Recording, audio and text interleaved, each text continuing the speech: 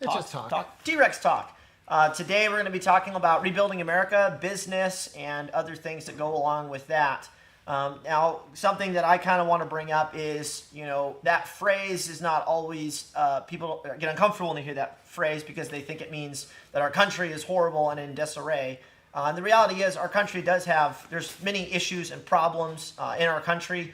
We should never be so proud to think that the country that we are in is perfect, or be so patriotic to think that there are not problems that we can or should fix, or just because something's been the way that it has for a long time doesn't mean it should be addressed. One example of this, and we probably won't get into it a whole lot in this, but I like to bring it up because I get asked a lot, is questions about felons owning guns or the justice system. And as soon as people start to talk about the justice system, it's like, well, let's not talk about that. Let's just keep it the way it is. And that's not the answer. We have to question everything and evaluate if there's a better or more just way or more effective way of doing something. I have to do this with shooting, where just because there's been a thing people have done for 20 years as far as shooting goes, like locking out their arms or doing something weird or firing on reset, doesn't mean we keep doing it that way. We have to see if there's a better way to do it, see how we can implement it, see if there's good results, and then we start to teach it and train it. So some of the things that we talk about as business owners of T.Rex Arms are ways that we can help the community, but also ways that we can help affect the country. And one thing that we're obviously working on a lot is from a business side, running a manufacturing company, which is a very, in my opinion and our opinion, a very American principle. Hard work, producing unique products and innovating as well, engineering new things. And although we're not engineers. We're not engineers. But one thing I would say is there are some people who ask the question, like, why are you talking about rebuilding the country? You're not statesmen. And the answer is, we don't believe that you rebuild the country from the top down, but from the bottom up. And we're definitely at the bottom. So we are... Absolutely. We have some level of talking about building from the bottom up from our position down here. We don't really want bankers and politicians to rebuild the stuff that they've already broken once. And something that's become pretty evident with the whole Corona situation is the conversation has come up more of our country needs to rely more on local manufacturing than importing goods from places like China, where something like a virus, whether you want to debate whether Corona is as bad as it was or maybe it wasn't, let's say in future there is a worse virus, which is most likely going to happen at some point in history. Well, then you have an entire country shut down, depending on where it is in the country. And if we rely on goods or product from that country, that obviously is going to very greatly affect our country. So it has been really cool. We've been in manufacturing now for 6 years. It really got bigger as far as that goes in the past 3 or 4. But it is cool to see more people talking about, more American-made, more American-made products. It was actually pretty cool. I was listening to a Joe Rogan interviewing Elon Musk, and Elon Musk brought up the point that there's a lot of people in our country that focus on finance and law, and there's not enough people making stuff, in his words. And I agree with that. I think there needs to be a lot more manufacturing in our country, and it's generally speaking, you guys obviously see it sometimes, manufacturers affecting politics going in. Sometimes there's shady deals, absolutely. But it's manufacturing and corporations that actually lead the way for the country, oftentimes more than politicians do. And to be fair, Elon Musk has done his share of deals with the government. Absolutely. And so forth. But I do really applaud him for reopening his company, being prepared to move his company out of California. I think bravo to him for that. Yep. So I'll turn it over to you guys to talk about some of the things, because they've thought a little bit more about this particular live. Well, on some of the things you want to go over. I'm turning it over to you guys. It's your responsibility. You thought more about this topic. Well, maybe not this live, because you only found out about it. So an hour ago. There's this basic premise that we have, like there is a disaster. True. And clearly the answer to that disaster is government intervention in people's minds, right? Everybody's talking, well, everyone's faulting Trump for either doing too much or too little, or at the wrong time, or whatever. And that really seems to be the extent of what people are thinking. It's all on the government to fix this problem. And then people are also talking about the economic response in terms of what is the government going to do? When are they going to let businesses go back to work? How much money are they going to shower on people? How much are they going to make it rain with fiat currency to stimulate the economy? And then what does the rebuilding look like? And all three of these, it's just government across the board. And it's kind of hilarious to see people also saying, like, the government has vastly overstepped its bounds. What is the government going to do to keep that from happening again? Right. But people, when we're talking about nation building, like, let's talk about how we rebuild after this thing is over. It's like, well, I really hope the government doesn't do nation building like it did in Afghanistan or Iraq, because that really didn't work out that great. I mean, it's a mecca, or maybe that's the wrong word. Well, yes. It's a paradise over there, right? Because we spent so much money rebuilding. Wrong. The government is not the solution to these problems. The government has a very narrow window in which it is the solution.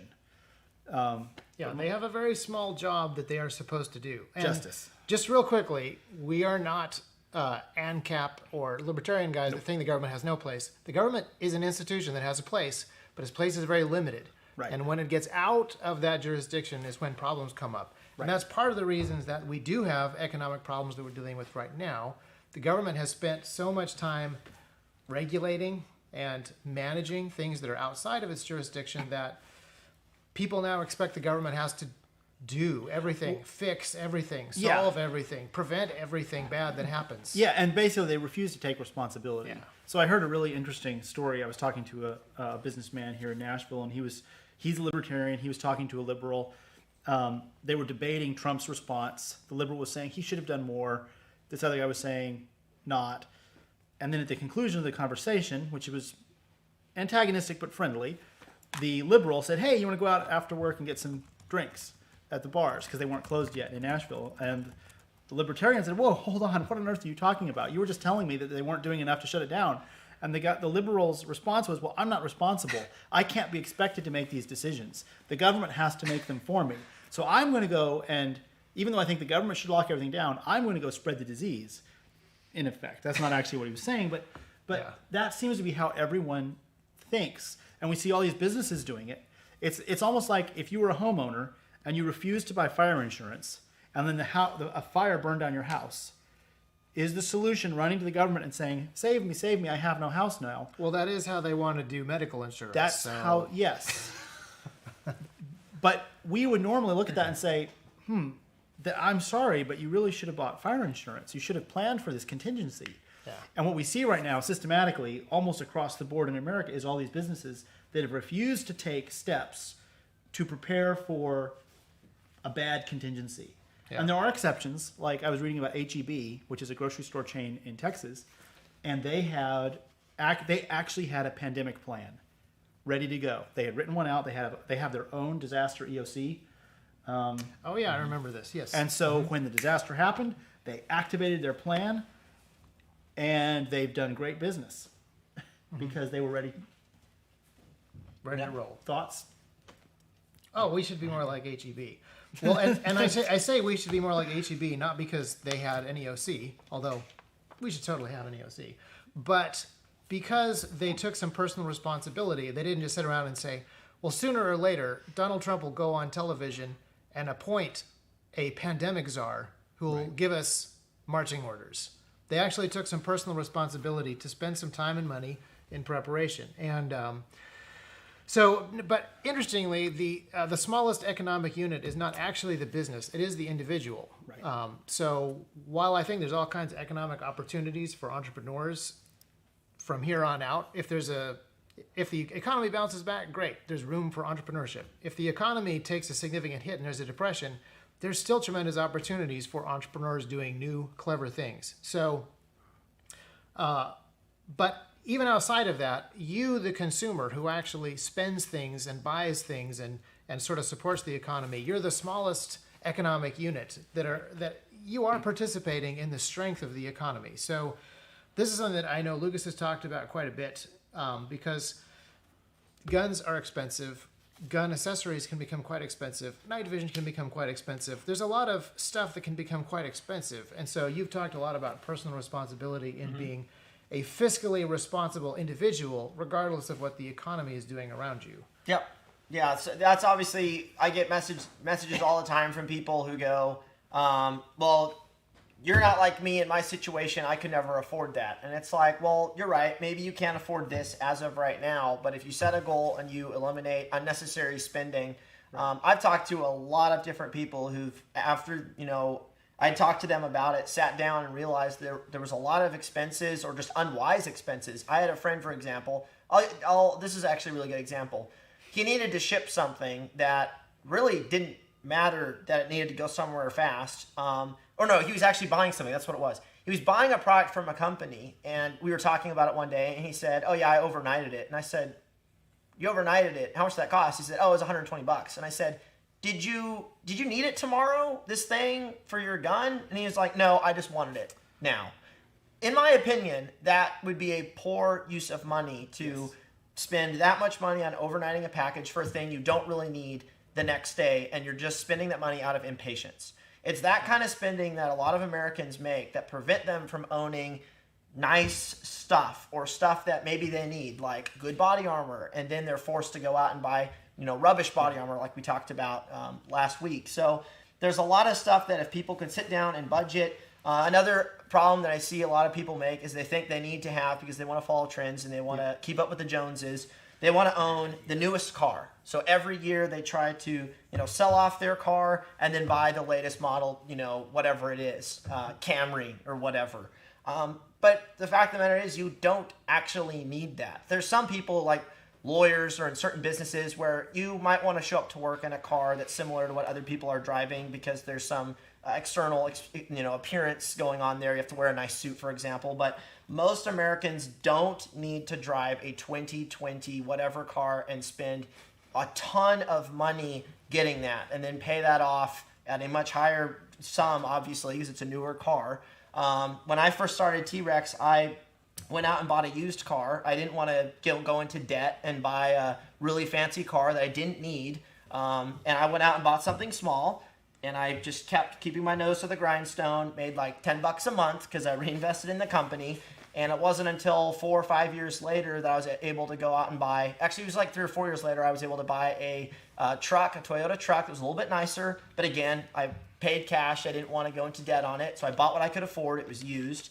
And then later on, I was able to buy a 4Runner. But I didn't go out and go, well, all my friends have a brand new thing. Let me go buy whatever they have, even though technically I can't afford it. And maybe I should keep that money for purchasing other things. So I think one of the biggest issues out there, and this isn't even just a gun thing, this isn't just a gun industry thing, is just really unwise uses of money. I've made unwise purchases. I still do sometimes, and I try to reel those in. Everything, when I buy something, I try to have it be dual purpose, where it's something that maybe I want, but I can also use it for work, or I can use it for personal education. And then I have a plan for, I only need this thing for like 6 months, and then I'm going to resell it. I will take a 10% loss based on what they're being sold for used, but that 10% loss is helping my education, so it's worth it. Right. And that's how I make a lot of my purchases. Kind of like renting it. And It's living, kind of like renting it, And yeah. living within your means is important, because if you own things and you actually legitimately own them, you have a level of stability that you don't have when you don't. And so many of us have an expectation of stability Right. and security that doesn't actually exist, as a bunch of us know. Like a bunch of people had jobs a few months ago that Yeah. they don't have right now. And maybe they bought cars and expensive trucks that they could only pay for as a result of those jobs. And now they don't have the thing that they thought they were going to have. Right. And now they also don't have another thing that they thought they were going to have. And this is it's easy to get into a tailspin. It's interesting. A lot of, I want to sound like a boomer here. A lot of millennials. Millennials. So me. It almost That guy. feels like they treat their income like internet bandwidth. Yeah. They have a pipe. Yeah. There is no saving your internet bandwidth, so there's no penalty on maxing out your bandwidth. And it will never dive Right. or go out. You're never going to have an outage. And the more you have, the happier you are. Right, because you have a bigger pipe. Just you have more immediate disposable income. Yeah. But that's not how money works. It's not. I mean, there is a sense in which it is a pipe, and when you're business planning, the flow of money is very important for planning purposes. Yes. But it really irks me that they just treat money like that guy that spent $120 on overnight shipping. He probably was in this mindset. It's just, I have money right now. I can spend it. There's no reason not to. I still, could I afford to do overnight shipping on things? I could. Do I still try to go the cheapest shipping option to get free shipping? Absolutely. And that's another thing a lot of people don't think about. They think when they have money, that means they can go make certain lavish expenses or do things other people can't. Right. But the reason they have money is usually because they were frugal with it to begin with. So just because You know, I might be able to afford doing overnight shipping on things. If I start doing that, well, now I will have no money because I'm being dumb with my money. Right. Well, so to keep my money and to keep having money, I have to be smart with my money. It's pretty simple stuff, but a lot of people don't seem to understand it. And this is very important because I know that you guys think that we're doing a Jordan Peterson and telling you to clean up your room right now, but the fact of the matter is... You need to clean up your room. Well, there's that. But the fact of the matter is, when individuals mismanage their finances, it is not good for that individual if any instability happens. Right. If you look at a larger scale, what is happening in the country with companies failing, if you look at 2008, what was happening with banks failing, things like that, you are seeing the exact same thing. You were seeing companies who built their entire financial strategy on this kind of layaway mentality and building on a future that was not certain. And then as soon as any bit of instability came along, they ran out of money to pay this, which cascaded and did that. This is something that we're talking about on an individual level, whether you need it or not, because these same principles are things that create big issues going forward. I was talking to Charles earlier today. Charles, you can wave even though you're behind the camera. It's pointless, but you can do it anyway. And then we were talking about Illinois. Illinois is fabulously in debt right now. And they have a whole bunch of unplanned expenses due to the way that they're handling the virus. And they have a whole bunch of kind of unplanned, even though it's entirely their fault, business closures, which means they're going to get a lot less tax revenue, so they're going to be even more in debt. And so they're going to need to raise taxes more, which they actually can't technically do because they're already basically sky high. And the companies that are in Illinois and cannot really pay the taxes that currently exist, especially now that they have less income from 2020, and then if the taxes go higher, they're just going to have to move. So what does Illinois do? Well, Illinois doesn't have a whole lot of options right now because of how poorly they manage finance early on. And the trouble that they got themselves into was not super complicated. It was exactly the same as somebody spending money that they didn't have on things that they couldn't actually predict or guarantee. It's exactly the same as an individual, just bigger and more complicated and with far more lives in the balance. Full disclosure, I'm not sponsored by Rain. I just like to drink a lot. Someone was asking. Just real quick. What are you drinking? I am drinking Purified. But full disclaimer, not sponsored by whoever this is. Who's this? Their printing is so bad I can't read their It's brand Kroger. name. I think it's Kroger brand. But not sponsored by Kroger Water. Or Rain. Or Lenovo. Or Apple. Or any of these people. No. So one thing, someone just asked, what is it that I am watching? We're not actually sure. We're still trying to kind of figure out the live. And the chat that's happening right now is very hard for us to follow because you guys are having conversations with yourselves.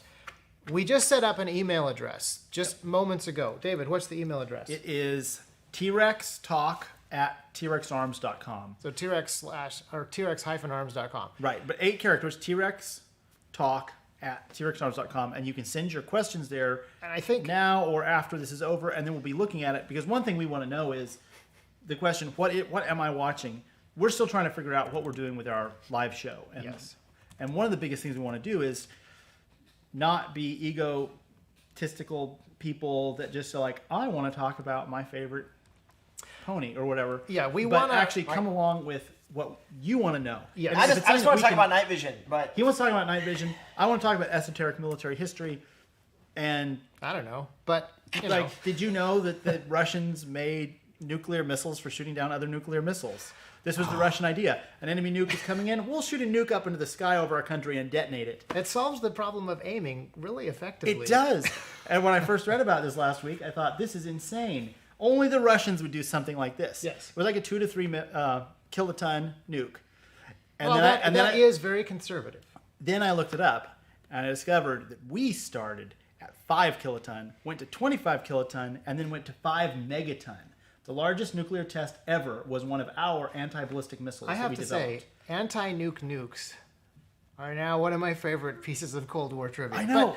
So if you want a show about anti-nuke nukes, let us know at TREXtalk@TREX-arms.com, TREX-arms.com. And let us know questions that you have. It is going to be a little bit easier for us to take questions on that email address than whatever is happening here in the comment stream. Now, I was having a little think over here, and it's something I've been thinking about for a while. But So it seems to me, because obviously I'm trying to keep up with what types of businesses there are that people are getting into. Mm-hmm. Yep. And it seems like right now, obviously due to the internet, which is an awesome, wonderful thing. It's how T.Rex Arms would not exist without the internet. Absolutely.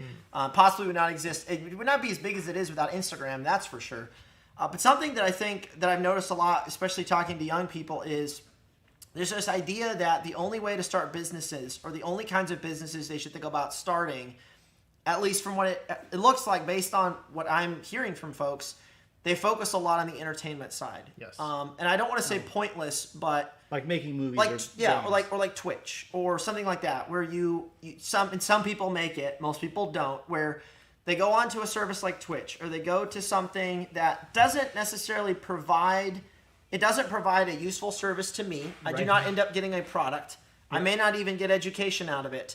And it's just this sort of, I don't know. It's just this weird thing. It's entertainment is ultimately what it is. Yeah. And but the funny thing is, I think a lot of people think that there can be unlimited money and consumers in this area Because there's unlimited number of people on the internet, therefore there must be unlimited viewers. But they forget that there's stuff that has to get made over here. Yeah. That is where the real business actually ends up happening. Yes. And there's this idea that the stuff happening on the internet, that's where the action is. But it's very hard for people to actually get in on the action on the internet, like Twitch. Like there's only a handful of people on Twitch that are actually making bank and making it work. And in so some many ways- people think they will be the next Shroud or the next This, in some way, this has Ninja. always happened. Like the number of football players that actually become super high-level sponsored guys in the NFL has always been a tiny like this- fraction of the number Yeah. of kids actually playing football.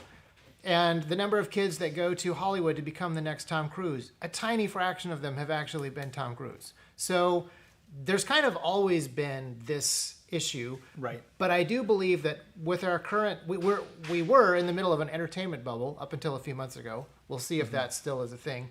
But with the way that the internet works and YouTube and Instagram and all these various media platforms, I think people are a little more focused on that. Like, this is my big break. I get my 15 seconds, then I turn it into a PewDiePie level of media empire.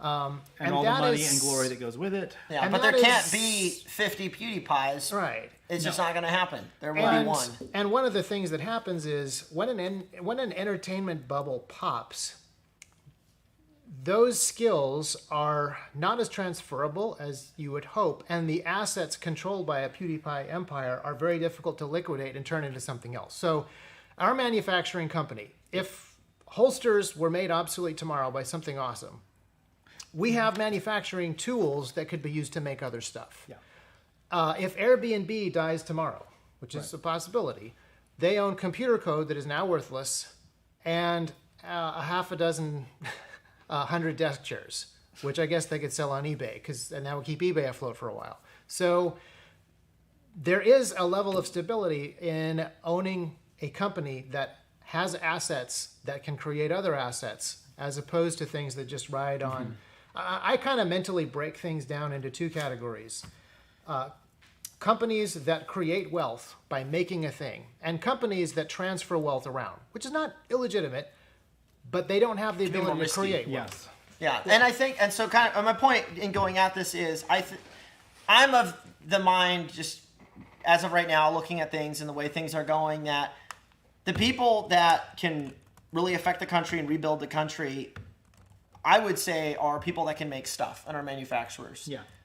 There's a very limited number of people that can make it or break it doing strictly internet only. And then there's people like Isaac suggested who transfer things, move things around. Yeah. But I think a lot of young people, especially when they're trying to think about what they want to do, and generally speaking, they're watching YouTube, they're watching Twitch, they're watching celebrities, and they want to do exactly what those people are doing, but they forget that there's all this stuff over here that isn't necessarily cool, isn't necessarily talked about, like manufacturing, like, chickens and like farming and stuff like that. But a lot of that stuff is actually where the big bucks are made, and it's actually the stuff that can last through crises like this, like we're in right now, or David wrote down here 2008, which I'm sure you want to talk about. But kind of to finish up my point, I think a lot of young people or people getting into business focus too much on the sort of the flash marketing that The occurs with unicorns. the internet, the unicorns, like PewDiePie, for example. He's a straight up unicorn. I've been watching some of his stuff recently to kind of see what makes him popular, interesting. He was definitely a unicorn. But they forget that manufacturing and actually producing goods is something that is generally not as risky, can last through things, and just has a higher success rate than trying to go out and become the next whatever big star at something on the internet. And it's something that is the case even in the finance industry. Like one of the highest, most valuable companies in the entire world right now is Uber, which has yet to make a profit. It just keeps raising money and is valued highly, even though it doesn't actually make any money. Charles says the email isn't working. Oh, Charles So says we'll the rely email. on questions in the chat. Oh. We'll be right back. Well, I tested it, but maybe it's not accepting emails from people outside T.Rex. All right, That'd be well, a bummer. We'll get it working. So Yes. between now and the next stream, we'll get it working. You can go ahead and write down T-Rex talk at T-Rex-arms.com and suggest stuff for the future, even if it's not working right now. But keep doing the chat. We'll keep looking at the chat. You were going to talk about. Yeah, so I think a lot of people, I've seen this so much. People want to get rich quick, and they see these people on the internet apparently doing no work, just streaming, playing games, making money, and the number of people that can actually pull something, or like the FBI, the NFL thing, the number of people that can actually pull this off is very, very small. The question I would ask a person thinking about something like this is this actually a repeatable business model? If you go out and you learn plumbing, for example, and you go into an area where there's people in houses that have running water, there's probably money to be made selling plumbing services, HVAC techs. Unless we lose power forever and lose HVAC technology forever, those guys are always at some level going to have demands for their skills. And it's interesting, new services pop up in the middle of a crisis. I remember one of the most interesting ones I saw during the 2008 financial crisis were guys that would take care of bank-owned properties, because the banks were repossessing all these homes, and they were it's a horrible position for the banks, but they richly deserved it. But they have all these properties now that they own, and if they do nothing, they're just going to rot. So they have to spend money maintaining them, and at the same time, they're trying to sell them. And if they don't cut the grass, well, then no one's going to want to buy it. And if the pool in the back is left totally alone, it's going to turn into a slime pit, and no one's going to want to buy that house. It's like there was this guy, and he had a fish farming business, and he would rent, I think it was carp, to the banks to put in their pools in the backyards of the houses they'd repossessed. And so he had this little business, and I don't know how lucrative it was, but I understood it was his full-time gig. Yeah. Just taking care of swimming pools in homes that banks had repossessed because... And it's probable that he did not turn that into an empire. He didn't turn that into the next Airbnb. No. But the thing is, you don't have to do that. If No. he was able to feed his family and help people with their economic problems, then he was building a stronger economy. Right. The fact of the matter is that if we go out and we build gazillion-dollar unicorns like Airbnb and Uber, we're actually not strengthening the economy, even if we're drawing a great paycheck out of it. Building companies that will legitimately strengthen the economy is something that we need to be focused on at this point. Right. So I'd like to go back to, you were talking about the most basic economic unit is the individual. In disaster management, one of the principles is they do actually want, like if you go and get the FEMA handbooks and stuff, they actually want individuals to have some resiliency in their lives. So they actually encourage you to have, I think it's 2 weeks of food and water, and they have these... A flashlight under your stairs. Yeah, And that sort of stuff. they don't mention any guns, and that's where they get it wrong. But they actually want individuals to have this kind of supplies. Like imagine a giant flood happens and there's 100,000 affected people, and 10,000 of them have absolutely no supplies whatsoever. Well, there's a major crisis there because they need to get water to those people within 24 to 36, 48 hours, something like that, or else they're going to start having major problems. If 50,000 of those had no water, or 75,000, the crisis is only bigger. On the contrary, as more and more people are prepped, the smaller the crisis actually gets. So when there's an economic disruption, people are losing their jobs, the more people that have some resiliency in their lives, the better. The easier it's going to be to recover, the smaller the disaster response is going to need to be.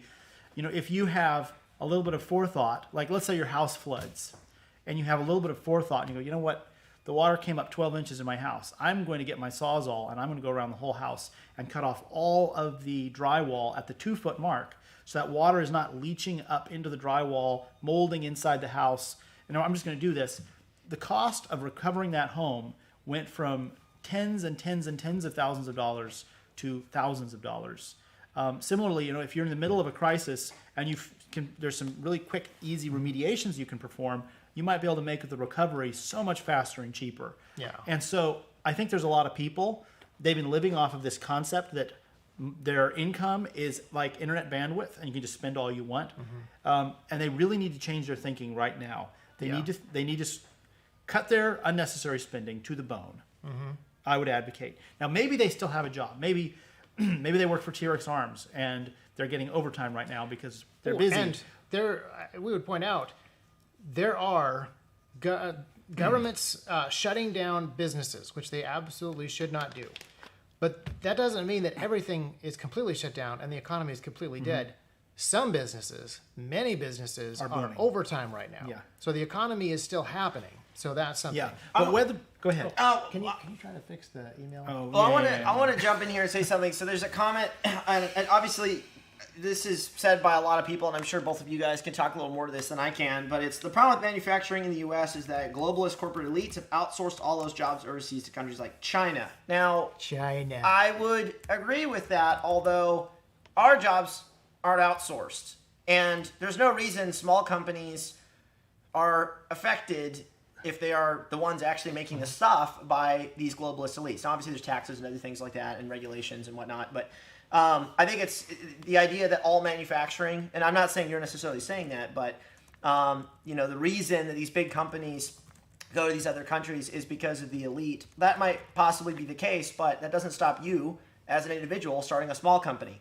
I think I've heard this from some people. There's kind of this pride issue a lot of people have in starting a company where they want to start it big. They're not willing to start small. If they become a businessman or an entrepreneur, I see that word all the time. I actually have come to hate that word because so many people are like, I'm an entrepreneur. I'm like, what do? I have 10 little companies. I'm like, are any of them in the black? Which means they are actually turning a profit and they're not still in debt. And they're like, well, no, but I have 10 companies. I'm like, I don't care that you have 10 companies. If none of them are turning a profit, you have 0 companies, in my opinion. You should tell it to Uber. Well, I've had a number of friends who like to brag about how many companies they have, and none of them actually turn a profit. And I'm like, bro, if you had one company turning a profit, that's better than 10 companies that are pulling you down. So, my rain is definitely hitting me right now. I would definitely say the government is the same way. The government's like, we have so many agencies. We're doing amazing. We have so many departments. The money's doing this. But there's nothing stopping regular folks from going out and starting a small company. And T.Rex Arms, when I started it, it was just me in a tiny garage with $1,000. It's not like I started, a gigantic holster empire corporation overnight. Like, it's not going to happen. It doesn't just happen like that. I would have needed to get a military contract, like sneak into the Pentagon, get a contract, pull a Blackwater, get $100 million or something crazy, and then start the company. And in this case, it just wouldn't have been feasible. So I think there's an arrogance issue as far as starting companies that some people have, where they're only going to do it if they can make it big. And the reality is that's very rare for someone to immediately go from down here all the way to up here. It just doesn't happen. It's a get-rich-quick thing. Also, I just fixed the email address. You can now send it in. It's working. I just got one from a guy named Panumart. So we're going to be looking at questions, but also, to reiterate, we are looking for questions for future lives, and we also want to kind of figure out what we want to do with this, because it's an opportunity to do live communication with you guys, connect with you guys, hear your questions and thoughts. But do you want just rapid-fire Q&A? Do you want sort of more thoughtful content? Do you want podcast-style conversation? Yeah. Do you want conversations between people? Which we do. And tell. We do actually have conversations with one another off camera, but we could do some of those on camera. Some of you are asking questions about things like Uber and Airbnb. Chinese manufacturing right here. So Uber and Airbnb have a lot of things that you could learn from. One of the things that's fascinating to me is they demonstrate how much regulation actually negatively affects commerce. So the reason that Uber works and is better than taxis is because the heavy regulation that taxis have. Uber is just a nifty way around some of that regulation that comes from the government. Airbnb is the same. It's an end run around some of the hotel regulation that exists. When the vaping companies first started, and there were 1 million mom and pop vaping companies, they demonstrated a free market end run around the regulation from Big Tobacco. And by the way, Big Tobacco is who shut them down. The Big Tobacco companies each bought the largest vape company that they could, and then they went to the FDA and said, we really want them to be regulated at the same level that we are. And it shut down everybody that wasn't owned by a big tobacco company. So a cool thing about starting a business that finds a loophole or finds an end run around some regulation is you then experience an actual free market. And that's something that we can see through Airbnb and Uber to some extent.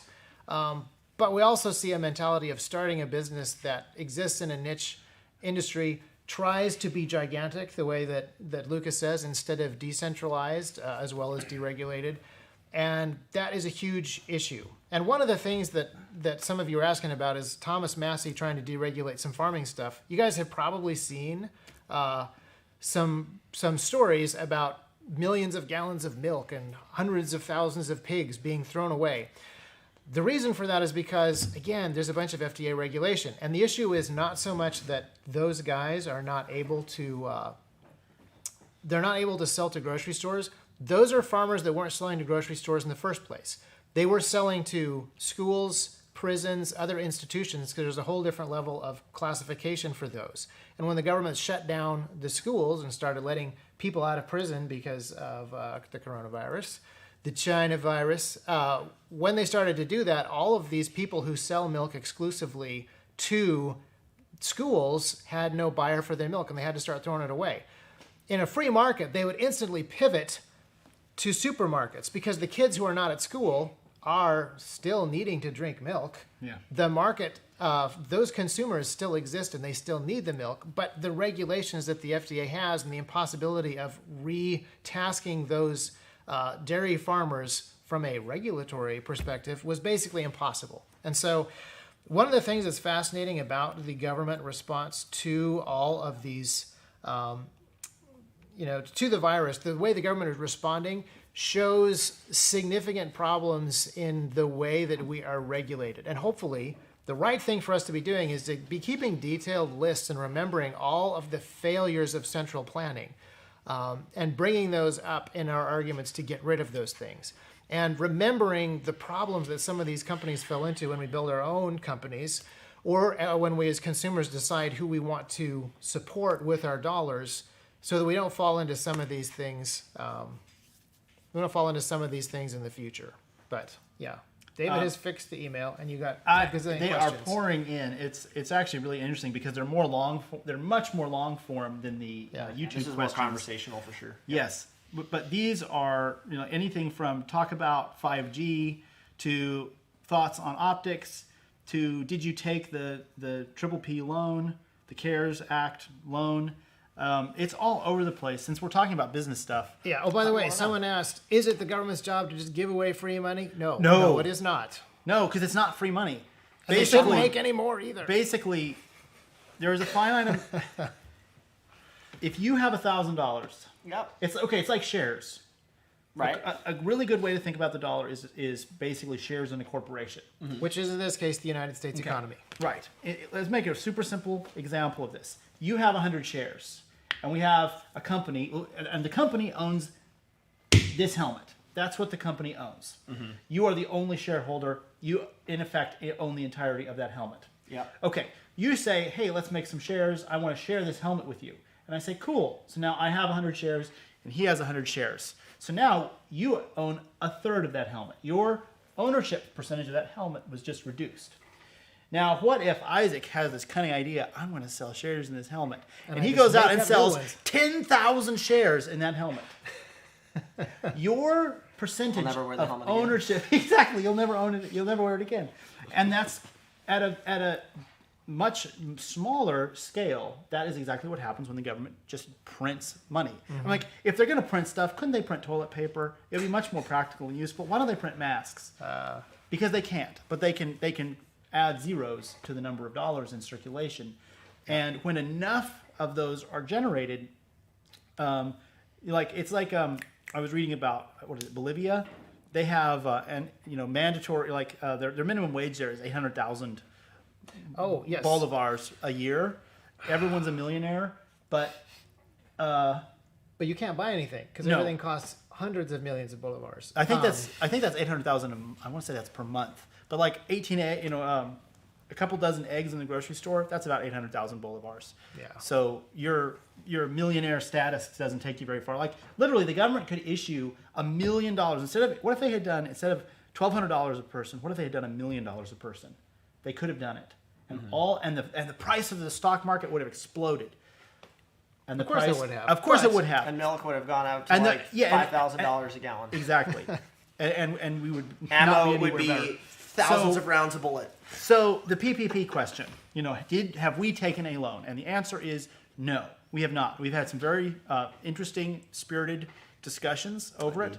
I think we all agree, but they were not spirited Yeah. because we Well, disagree. They were it's- spirited because of how problematic the stimulus bill was. It's so frustrating because they're like, what they're doing is they're money hosing. They're just like, let's just spray money and see how many people we can get spending money back in the economy. And they're not even doing that well because the No. stimulus bill only gives a tiny fraction of money to people who are actually going to spend it on things in the economy. And Right. what was that meme that went around? This is the most government thing the government has ever done. If you qualify, they will force the bank to give you a loan. And if you spend the money in the way that they want, they will make the bank not come get the money from you later. And then they'll bail the bank out with the tax dollars that they charge you later. Yeah, it's the most government thing. So it's there's two things going on. Some people look at it and are like, oh my goodness, this is clearly to save companies that are in danger. But that's totally not how the bill was written based on my reading. It's for everybody. And most companies that are staying afloat can get the loan, can qualify to have it forgiven and have it forgiven. So it's in effect just free money. Just like individuals are being thrown $1,200 if they don't have enough, then businesses are having kind of the same thing happen depending on how big they are. And if they're really giant, they're getting it's like the really giant, like the Smithsonian. Oh, it doesn't get this. No, it got $75 million or whatever written Oh, into one of yes, these bills. Just special because they're big enough. So we have not taken it. And there's two ways to look at it. Like, number one, are we in danger? Do we need this money to keep our people going? No, we do not. On the other hand, this is a fraction of what we pay in taxes. And there's a little piece of me, there's a little piece in all of us that's like, We want that money back. this is like a tax refund. That's really what this is like. But the answer is no, we have not applied for it. We don't have any plans to apply for it. We're not saying we're not going to apply for it, but we have no plans. And there's an option to get a tax. I just lost the word. There's a way to get basically not a tax refund, but tax credits to apply to the future. That I think is a Yes. much better thing for us to get because we would like to pay less taxes as opposed to be given somebody else's stolen money from a bank that didn't have it in the first place. I see a bunch of people talking about the Fed. Yeah, the Federal Reserve Bank is not federal. It doesn't reserve anything, and it's also not a bank. So, yes, we should end the Fed. Yes, but they're doing a really good job of getting ready for that themselves. They seem to be discrediting themselves. Yeah, so this is in some ways, this is a very good thing. The flaws in this system that we have built are becoming more apparent. So this is a test for all of America. We can either A, demand more safety net from the system that doesn't work, but we can just ignore that part and just demand more safety net from it, or we can take responsibility, which is hard, which is painful, but is actually the right thing to do. And I think people are going to do one of those two things in a really obvious way. There's not much room for middle ground anymore. The middle ground has kind of eroded. The Democrats are demanding crazy stuff. Technically, the Republicans are demanding crazy stuff too. But the flaws in the system are far more visible than they were even 3 months ago. And the craziness of the demands from bureaucrats are far crazier than they were 3 months ago. And I think that is a very positive thing for us to think about because it's going to force people to make some hard decisions and to talk about some of these hard conversations. So I have a really interesting question here from a guy named Spencer. He says, the way I see it, I don't think change/significant change occurs without a sufficient catalyst. Yeah. Do you think the COVID-19 situation is a sufficient catalyst to change the American population's way of thinking towards independence/resiliency, or did this not have enough impact? Now, I would say we don't know what the ultimate impact is. And then he goes on and says, do you think government assistance is countering this too much to allow change to occur? And I think this is a really spot-on, fascinating question. And I think the biggest component to the answer is we still haven't seen the full scope of the impact. Yes. New York State is at 1,300 deaths per million population. New Jersey is at over 1,000. That's one out of every 1,000 people, basically. Most states are nowhere close to that. If we had those death rates across America, and then there's still the question of are they reporting accurately and all that, but like if we had, clearly they're getting hit at a much higher level than Tennessee is. If we had something more like that across the country, we would have more of an impact. We haven't seen the economic impact yet because people are waiting to see what happens when the economy is opened. And actually, there's big chunks of the economy that are open. And they're booming. And there's others that are open and they're, I mean, I'm sorry, but your little pet business project was just a stupid idea and a disaster. It's just not going to work. So I think that we're going to have to wait and see. But I would say that we are seeing a lot of people thinking in terms of independence. And the big one, people buying guns. There's liberals that have never bought a gun before that were anti-gun, who are incensed that they have to go to a gun shop and do paperwork in order to get a gun because they heard they could do it over the internet. Yeah, we're not sure of the exact numbers, which by the way is great. I'm so glad that we don't have the exact numbers, and neither does the government. But there are estimates that somewhere between 1 in every 20 families and 1 in every 15 families went to buy a gun in either April or March. I think it was March. Yeah. Yes. And those numbers stayed really high in April. So either we had first-time gun buyers buying a second gun, or we had more than 1 in every 15 households buying a gun in the last 2 months. That is a fascinating thing. And I remember I happened to be in Nashville the day of, in Costco, the day Tennessee announced its first COVID case. And I was sitting in the food court with my kids, and we were just eating and watching things. And I noticed like all the carts, every other cart going past has one of those giant bundles of paper towels on it. And after about I was actually chatting with someone, and I was commenting about this, and after about the 5th cart, I realized what it was. Like, they're out of toilet paper. There's no more toilet paper in the store. And then we went through the store, and I actually videotaped it. It was hilarious. Like, every other cart, maybe every third, had, probably every other had bulk goods that were clearly stock-up goods, like, flats of water, big things of toilet paper, well, no toilet paper, paper towels. And it was clear that a huge number of people were doing this. And so when I got back to the back where the paper towels were, there was like 1 pallet left. And I talked to an employee, and he said, yeah, this is all that's left for today. There was another more expensive brand. This is the Kirkland brand. But he said at 11 o'clock, the checkout line went from the beginning of the store all the way to the very back and down one of the aisles. There were that many people that had rushed the store to get stuff. Yeah. So I think there are people thinking towards independency and resiliency. Now, what I don't know is this like a knee-jerk fad thing? Yeah, is this panic buying that doesn't actually force deeper thought? Right.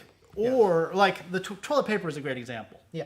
Like, why do you need a year's supply of toilet paper if you have a week's supply of food? These are preps that are radically out of sync with each other. Now toilet paper is cheap, and maybe they thought they could barter with it or something. I don't know. But But I think there is an increase. two levels of panic buying where you don't actually think versus people who are actually like, oh, hang on a second.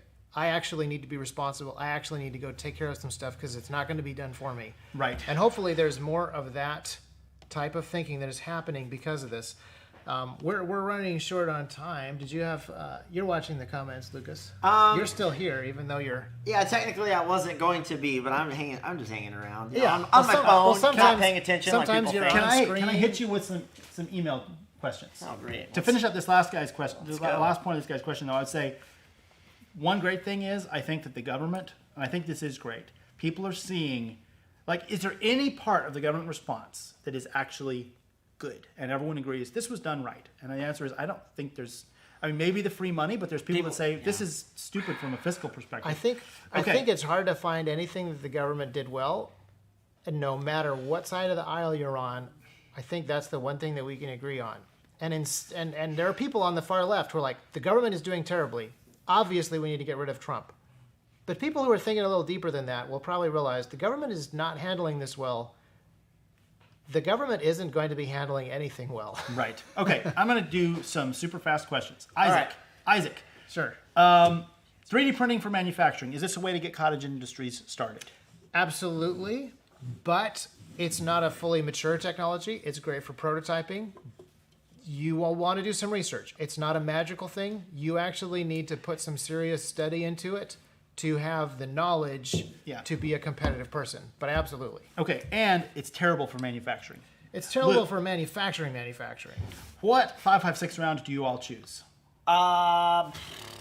I have some sort of open tip, 66, 77 grain, something. I can't even remember That what I think have. I bought for you? Yeah, a long time ago. I've got some of that. And then for training, I shoot 55 grain ball, XM193. And then I shoot 77 grain open tip match if I'm doing longer range stuff. It's a little more expensive. I have MagTech for that. But yeah, there's Black Hills. He says Black Hills. That's good. Yeah. Yeah. If you're on a real tight budget, I've discovered from some personal testing that the Russian soft tip and hollow point bullets have really, really rapid expansion. So they would probably, I haven't tested them in gel, but they'd probably fail. I have tested them in critters. It would probably fail to meet the FBI 12-inch minimum, 18-inch max. But that's a massive range. energy dump. But if you knew you weren't fighting obese people, just saying. They very Smart people. They very Continue. not the meth heads. Continue. Okay. Demonetized. Okay. Mark 18 versus HK 416 versus Sig MCX Virtus for a dedicated suppressor host SPR. I would probably go MCX. It's piston. I would not go 416 because you're going to pay $3,000 for the upper, and that's a stupid use of money. Just do an MCX. You can modify the piston. But honestly, I have direct impingement ARs that are suppressed, and you can set them up properly with buffer and bolt, and you're fine. So honestly, you're going to have to tune the gun regardless of what you choose. Whether it is a 416 if you have the disposable income and can drop $3,000 on the upper. If it's an actual 416 and not like the MR556. The MCX is a little expensive, $1,800, and then you can build a good AR for about $1,200, like a good one that's like quality. And then you can play with your buffer and your spring and get that set up to run suppressed just fine. Okay, I have one here saying central government has many flaws, but many states do not have competent leadership or resources to run natural disasters. Answer to that is actually if you go read FEMA materials and you read up on incident management, National Incident Command System and Management System, NIMS and NICS. A fundamental premise in there is every disaster is handled at the lowest level possible. A county handles its own problems and only goes to the state when it exceeds its capacity. It works its way up from the bottom up. They actually got that, I think, right. The answer is yes, we do have some states with some really incompetent governments.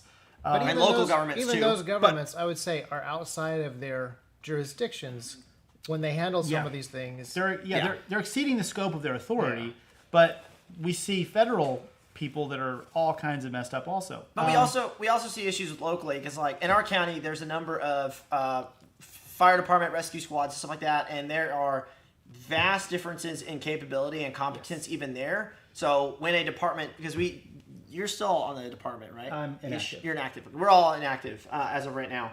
But if we mutual aid at different departments, and we had other people who were there, Technically, you're off. I'm there's a lot of disparity of competence between local levels as well. Well, and also they should have specialties, like Yeah. in the That too. Okay. And this is an issue that I think that you even solve. Even when you take people who it is their job to respond to certain types of emergencies, if you have a more reliant population and people who are more self-reliant and more prepared to do stuff, they will have a better understanding of what a competent and incompetent emergency management person would be. And so they would expect and demand a higher level of that organization. Okay, RMR, battery or fiber optic powered? Battery, don't do fiber. You have no control over when it dims or darknesses, and the glass is generally a lot more tinted, so it is much harder to see. Do battery. Okay, I'm finding another question. Do you see anything there? No, I was responding. Someone is asking, why are you saying tyranny is meh, not so bad? We're not saying tyranny is meh, not so bad. We're saying the government has legitimate jobs, and it is the requirement of the government to do those jobs. The existence of the government when it does those jobs is not bad. It's also not meh, not so bad. It's actually good when the government does the jobs that it is required to do. It's bad when the government gets outside of its jurisdictions, and tyranny is not so bad. It's super bad, but the existence of government is not in and of itself tyranny. This is a really important point for everybody that just throws around the term bootlickers. By the way, it should actually be Jack bootlickers. Yes. I don't just lick boots. I I'm the biggest raincoat there is. only lick Jack Oh boots. my goodness. Luke, Yes. bullpups versus AR style. ARs are still faster and probably always will be faster because of ergonomics and stuff. Okay. Bullpups have their place. They're cool because you have a 16-inch barrel. You can put it in a duffel bag. Bullpups are really cool. The 4 is probably the best one right now. I have an AUG. I really like it. But traditional ARs where you have everything happening out here, where your arm is extended and not all tucked in, there's some ergonomics and body mechanics that are just better with a standard. There's some other issues that have to do with like body armor, larger calibers, etc. But it could get to be a huge conversation. Okay. A fellow Tennessean says he has some land and he wants to set up an area to train shooting. He wants to hone pistol and carbine. What are some good tools for him to get to do that, like range equipment? Range equipment, well, macro, you're going to need to clear a spot. You can either obviously hire someone to do it or whatever. If training in the woods, doesn't matter. We actually had a valley at one point that we were using, and it was like $700 to get a guy in with a dozer. And actually, he did a bunch of other work on our property, but he carved this one nice little area and flattened it out. It took like half an hour.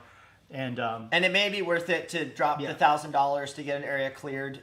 There is something to say for flat range training, like training in the woods absolutely has its place, training in uneven terrain. But when you're isolating and focusing on certain things, it is important to have a flat range. I mean, a lot of our military training and special operations stuff that happens is on a flat range so that they can focus solely on this. I would say as far as equipment goes, a shot timer should be one of your first purchases because you can use that when you dry fire in your house. And then obviously shoot paper. Steel is expensive. It's good for efficiency, but I honestly recommend people shoot paper more than steel. Steel's dessert, paper's vegetables. But if you could only have a couple steel things, what would they be? TA target C-zone, reduced C-zone. Don't get Terran-sized steel that builds false confidence. Get small steel targets. But it's size. You're actually... It's Walmart-sized targets. Oh, they're precious. Anyway, do C-Zone. It's more effective. We use TA targets. They've been really cool, great at supporting us, and we like to support them. But honestly, just focus on paper. Paper's better. That is the third time today that I've heard you use that vegetables and dessert analogy. I like it a lot. I don't like vegetables that much. You like the analogy better. I like the analogy. The analogy's great. Someone says, hey guys, wondered if you could talk about how to get involved in local politics in a thoughtful way. Easy steps for the average person. That is... Could I throw in some stuff? Yes. You can, but that is probably something that we should cover In a life. in a longer discussion because it's not super easy, but I'm sure you have some short points. Yeah, so first steps. Relationships. So local politics. Are you talking state or county? They're actually both super important. Yeah. You can get started in either by going and meeting with your reps or the people that you vote for. You can go meet with your sheriff or your mayor. Probably, if you live in a rural area like we are, it's pretty easy. I've had a half a dozen conversations with our sheriff, probably in different capacities. It's really like last election, county election. We just went and interviewed all the candidates for sheriff and all the candidates for mayor. There were about a half a dozen of each, and we actually said, hey, we want to create a website. This was not a T.Rex thing. This was just a community thing. We just said, hey, we want to have information on you guys and make it available. And they almost all of them came in and talked to us. And a lot of them didn't know us even, but it was a great way to talk with them. And I got to interview almost And to raise all of them. issues. And ask questions like, what are you going to do about this? And it was really interesting having those conversations. It was really easy.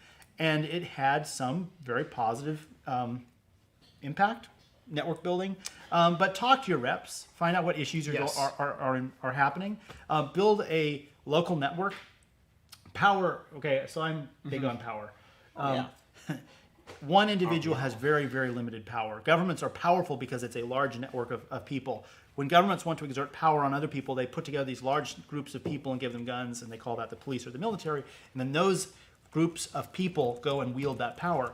So you as an individual have very finite power, but if you can go find a half a dozen guys with like minds and a willingness to exert time and energy and maybe money to accomplish something, that little group of people suddenly has a small amount of power to try to accomplish something. And if you can make that group larger, you start to have more power. That's where political parties come from. So I would say talk to your reps, talk to people that you can actually have a face-to-face relationship with and try to develop that network. And then let's say you go to you have a candidate that's done, or let's say your sheriff has done something that you disagree with. You could go to him and you'd say, Sheriff, there's 6 of us here. We represent different interests in this county, and we think that what you're doing is wrong. We think you're overstepping your constitutional bounds. And nothing stops. A lot of folks understand that. Nothing stops you from going to your elected officials and sitting down and having a conversation with them.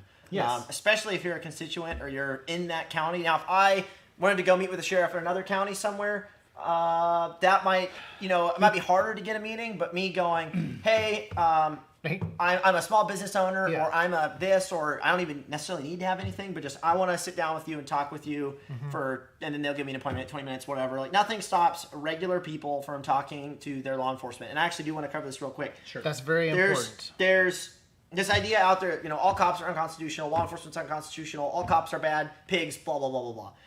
And so I want to pose an idea, right? Yep. So if there is an overarching idea that someday there could be a civil war of some sort, or and this isn't even just an American principle. Like this thing happens in other countries as well. Do I want to go to war with a ton of people, or do I want to go to war with a bunch of people, but a bunch of those people end up coming to my side because of inroads that I made leading up to that particular war, crisis, whatever you want to call it? And so this idea that people have of fighting certain entities and whatnot, they generally don't go so far as to think about trying to change those entities or become friends with them or possibly explain to them their duties. It's something that I don't see like the Boogaloo crowd talking about. Right. And there's a lot of people that they go after me for training law enforcement or talking to law enforcement, even sitting down with law enforcement makes me a bootlicker. But I'll tell you guys right now, I've had some really good conversations. I had a class a while ago with a department that I've actually worked with a number of times. And while we were taking a break, we had a great conversation on red flag laws. And I was able to ask them some questions, explain to them my position, why I think it's really important that they don't enforce those under any circumstance. And they agreed. And we had an awesome conversation about that. Now, had I not ever gone out to, do stuff with them or talk to them, maybe they wouldn't have thought about it as much. Maybe they wouldn't have thought about it from my line of thinking. So I actually think more citizens should be spending more time with law enforcement than the opposite. Absolutely. And one of the problems... Big change. Yeah, one of the problems that law enforcement has, and this is rough, they spend most of their time interacting with actual criminals. Now, I know that some of you think that all they do is harass law-abiding citizens, but there are actual bad guys out there, and that takes up a huge amount of police officer time. Being reminded that they're responsible, regular everyday citizens is something that they actually legitimately need. Yeah. And here's an interesting question. Someone said, well, it's not a question, it's a statement. Telling your county sheriff you disagree with him is a good way to get the boots put to you these days. That's always. Not always the case, but I'll tell you what. Not telling your county sheriff you disagree with him is a good way of guaranteeing that a whole bunch of people get the boots in the future. And the other thing is, I can go... Maybe that's the case. If you go and you get in his face and you lose your temper, yes, that will literally get the boot on your face, probably. Well, literally in that interaction. But there are different ways to tell someone, I think you're wrong. You know? And one of the ways is by bringing more people with you. And you can also be. But sorry to interrupt, but I was going to just finish this thought. The reason that we're in the situation that we're in now is not enough people doing this 50 years ago. Not enough people holding people to account earlier and having relationships with people where they demanded obedience to the Constitution earlier. The Constitution is just a piece of paper. If people are not going to read it and obey it, you can't just sit there and say, boy, I wish that Constitution would get out of its case, run away from Nicolas Cage, and come talk to my county sheriff for me. No, that's not how it works. The people actually have to stand up and tell the sheriffs to go and hold the policemen and the governors accountable to the Constitution. Refusing to go and talk to your county sheriff is how you get in trouble in the future. Well, it reminds me of the people that say, oh no, I'm too afraid of the government to go buy a gun. It's like, at the point where you're afraid of your government, to the point that you're afraid that if you buy a gun, you're going to be put on a list. We've already lost? Yeah, exactly. I thought you were going to say we lost the live stream. No. I'm shocked we haven't. The point at which you need to start burying your guns is awfully close to the point at which it's actually time to start digging your guns up and taking a stand. And there's also these people that they whine and whinge appropriately when there's some unconstitutional authority, but like their sheriff is out there doing bad stuff. Let's say, did they even vote for sheriff? Did they do anything in that race? Like most people only think about the president race, and yeah, it's important. Not this year. Not this year. We're just talking. Yeah, like. So I would say when it comes to local politics, do get involved in local politics, but I would really focus on like your county. Now, if you live in a giant city, the mayor may have as much clout and power as like in here. Yeah, exactly. I mean, there's cities that are as big as countries, and it'll be hard to get with that person. But like in our county, we have 24,000 people, and going and talking to the mayor, the county mayor, it's almost like big cities have been a bad thing throughout history, almost always, and small rural areas and towns and counties and self-governed smaller areas have always been better.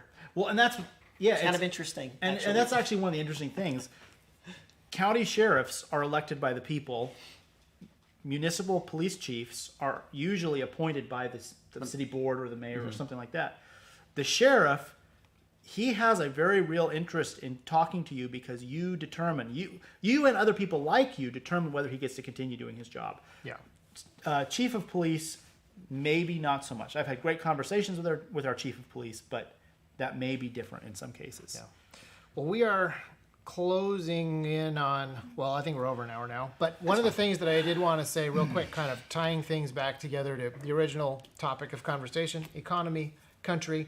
I read an interesting article in the New York Times, on the New York Times website, and they were talking about how America has two very disparate economies. There's always been a lot of different aspects to the American economy, but it's kind of coalesced into blue collar, always vote red, and white collar, always vote blue groups. And the people who are inside this blue collar, red voting group, they have the manufacturing jobs, the food producing jobs, the really indispensable jobs. And the people in the other group tend to have what I would say are considerably non-essential jobs. Things like inventing Uber, inventing Airbnb, and by the way, those are smart ideas. Being a columnist for the New York Times, being a gender studies professor, etc. That group of people is part of a completely different economy than the other group of people. And so we're actually going to see a very interesting thing that I don't know that we've seen in history any time, where we're about to have, almost certainly, a major recession. It's going to affect one of these economies way more than the other. We're going to see economic times that significantly affect one political mindset far more than the other. And this is a really interesting thing that we are about to watch. I have no idea what it actually means or what it's going to look like, but I do find it kind of encouraging that there is an opportunity for all of us and you to be better consumers, better spenders, better producers, and build small, deregulated, and decentralized businesses that interact with a portion of the economy that's not being affected by this slowdown or this depression, and then another chunk of our economy, which hasn't contributed a whole lot, they're actually going to have to come up with solutions as well. And we're going to be able to demonstrate that two different political ideologies handle this in very different ways, and I think people are going to see the results. And I think that's going to be something that is positive. And hopefully that's something that we can help with. So, that was great. I'm trying to figure out a good way to close this. But anyway, we're planning on doing a lot more of these. And we're still trying to figure out kind of the format, 1 hour, 2 hours. Mention the email again. Let us know what you want to see. But we're still trying to figure out, is it 1 hour, when we're sitting here, 1 hour is super short. It's already over, we know, over time. Maybe you guys want 2 hours. I know some podcasters do that. Maybe you want, we're trying to figure that out, what you guys want. Yeah. But one of our goals for this year, and when we were, coming up with what we wanted to achieve in 2020 was more content.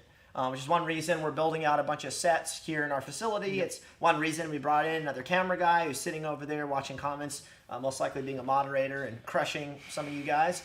But these are some things that we want to do. We want to work on is producing a lot more content, but also producing content that you guys want. Like if I just went and produced content that I wanted, that some people would enjoy that because like night vision and things like that. But it's not necessarily. We actually had a long meeting about this earlier today about what content we produce for YouTube. Yeah. There's some not differences of opinion, but obviously Isaac likes focusing on certain things more than David likes focusing on. I like focusing on certain things that they don't, which is great. We're not nerd videos only. Yeah, like if we were More nerd. And I will say it would get pretty boring around here if we were all into the same kinds of guns and the same stuff.